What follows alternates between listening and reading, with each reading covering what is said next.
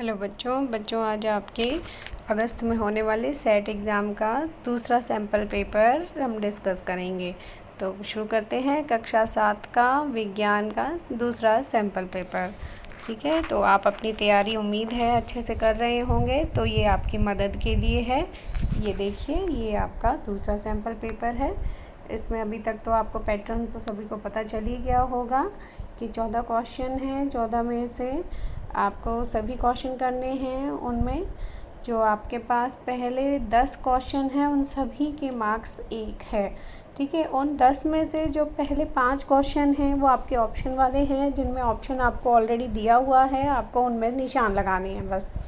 ठीक है, तो देखिए पहला क्वेश्चन जो आपको यहाँ पर दिखाई दे रहा है, गुड़हल के पुष्प का सूचक अम्लीय विलयन को जिस रंग में बदल देता है वह रंग है। मतलब आपको रंग का नाम बताना है कि गुड़हल के पुष्प का सूचक अम्लीय विलयन को किस रंग में बदल देता है। ठीक है, तो ऑप्शन 4 दिए हुए हैं, हरा, नीला, लाल या गहरा गुलाबी, जिसे मैजेंटा भी कहा जाता है। ठीक है, इसके बाद आपका दूसरा क्वेश्चन देखें, जल का अवशोषण मुख्यतः जिस अंग द्वारा होता है। मतलब कि हमारे पाचन तंत्र में से आपको बताना है कि जल का अवशोषण कौन से अंग में मुख्य तौर से होता है। तो ऑप्शन है आपके अमाशय, बृहदांत्र, ग्रसिका, क्षुद्रांत्र। तीसरा क्वेश्चन है, वे रंध्र जिनके द्वारा पत्तियों में गैसों का आदान प्रदान यानी विनिमय होता है, उन रंध्रों का नाम बताना है बच्चों आपने। तो पहला ऑप्शन है इसमें पर्णरंध्र, क्लोरोफिल, घटपर्णी या जीवाणु। इसके बाद चौथा है, ठोस वस्तुओं में ऊष्मा का स्थानांतरण। यहाँ खाली स्थान दिया हुआ है बच्चों आपके लिए, ये देखिए आप, ये खाली स्थान दिया हुआ है यहाँ पर, इसमें आपने इसको फिल करना है। ठीक है, तो खाली स्थान में जो मतलब कि आपकी ठोस वस्तुओं के ऊष्मा को स्थानांतरण में जो विधि आएगी उसका नाम आपने खाली स्थान में लिखना है। तो यहाँ ऑप्शन दिए हुए हैं आपके लिए, संवहन, विकिरण, चालन। संवहन, विकिरण ये है आपका चालन, और चौथा ऑप्शन है इनमें से कोई नहीं। ठीक है, इसके बाद आपको जो 5वां क्वेश्चन दिख रहा होगा, ये देखिए, 30 डिग्री सेल्सियस के 1 लीटर जल को 50 डिग्री सेल्सियस के 1 लीटर के साथ मिलाया गया। मतलब दो पानी समझिए, हमारे पास 2 बाल्टी पानी है, उन बाल्टियों में जो पानी है, एक में 30 डिग्री सेल्सियस है। जैसे मान लीजिए ये आपका 1 बाल्टी पानी है और दूसरी बाल्टी में जो पानी है ये आपका 50 डिग्री सेल्सियस, ये आपका 50 डिग्री सेल्सियस है, और ये वाला जो है 30 डिग्री सेल्सियस आपका पानी है इसमें।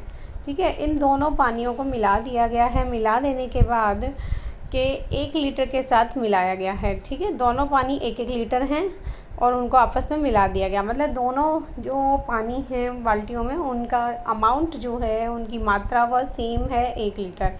मिश्रण का जो ताप होगा, अब इन दोनों को मिलाने से जो एक हमारे पास नया मिश्रण बनेगा, मतलब यूँ समझो हम तीसरी बाल्टी में इन दोनों को मिला देते हैं, 30 + 50 ऐसे कर देते हैं, तो जो मिश्रण होगा उसका तापमान आपने बताना है। ठीक है, तो इसमें ऑप्शन देखिए आपके लिए दिए हुए हैं, 80 डिग्री सेल्सियस, 50 से अधिक लेकिन 80 से कम, 20 डिग्री सेल्सियस, या फिर 30 तथा 50 के बीच में। तो इन चारों में से एक ऑप्शन आपने निशान लगाना है। ठीक है, इसके बाद 6वां क्वेश्चन है, अमीबा अपने भोजन का, यहाँ पर आपके लिए खाली स्थान दिया हुआ है, देखें ये खाली स्थान है, डैश लगा हुआ है, में पाचन करता है। तो ऑप्शन जो दिए हुए हैं यहाँ आपके पास कि पादप और खाद्य धानी, इन दोनों में से एक आंसर आपने इसमें लगाना है कि अमीबा अपने भोजन का पाचन किस अंग में करता है। ठीक है, इसके बाद आपका अगला क्वेश्चन देखते हैं, 7वां जो क्वेश्चन आपको दिया हुआ है।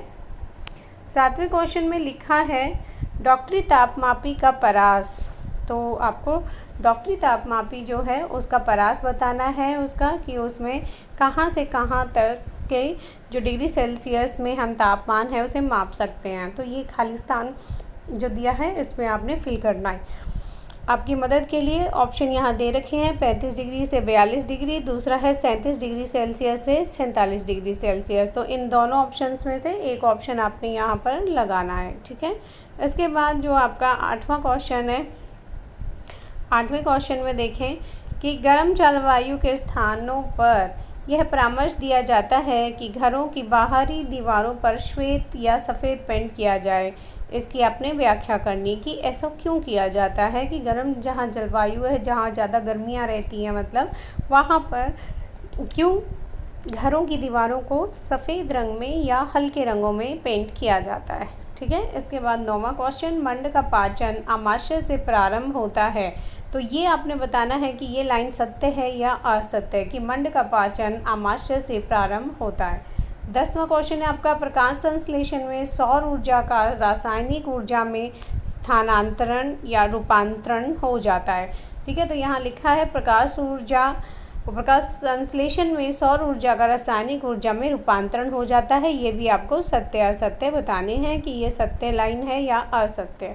ठीक है।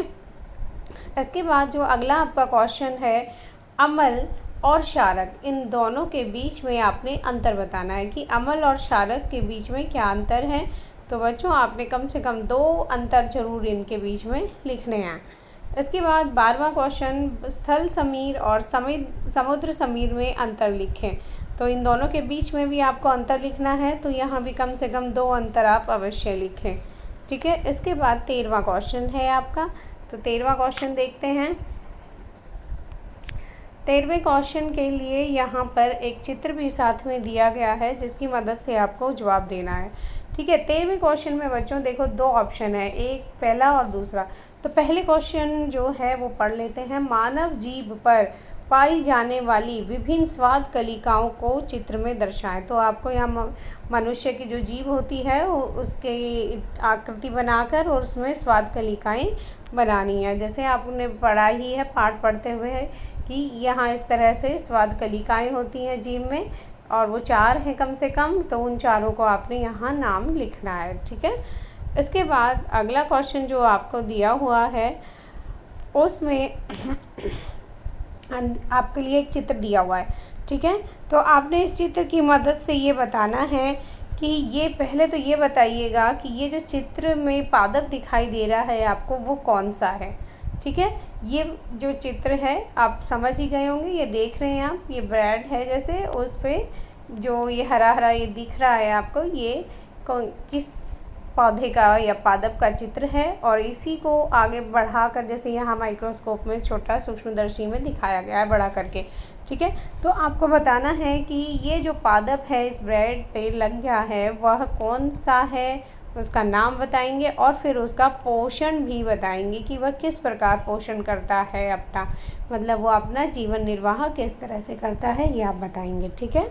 इसके बाद आपका 14वां क्वेश्चन है, मानव आमाशय का चित्र बनाएं। आपने बच्चों आमाशय का चित्र बनाना है, ज़्यादा पूरे पाचन तंत्र का नहीं बनाना, सिर्फ आमाशय का चित्र बनाना है और इसका कार्य लिखें। चित्र बना के उसके बाद आपने उसका कार्य लिखना है। तो बच्चों ध्यान में रखें कि आपको केवल आमाशय का चित्र बनाना है।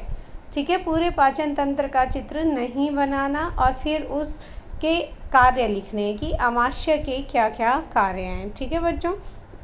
तो इस तरह से ये आपका सैम्पल पेपर पूरा हो गया। आप सभी से उम्मीद है कि आपको ये अच्छा लगा होगा और चैनल को सब्सक्राइब कर दें जिन बच्चों ने अभी तक नहीं किया है, और अपने दोस्तों के पास ज़्यादा से ज़्यादा शेयर करें ताकि सभी बच्चों को इसका लाभ मिले। धन्यवाद बच्चों।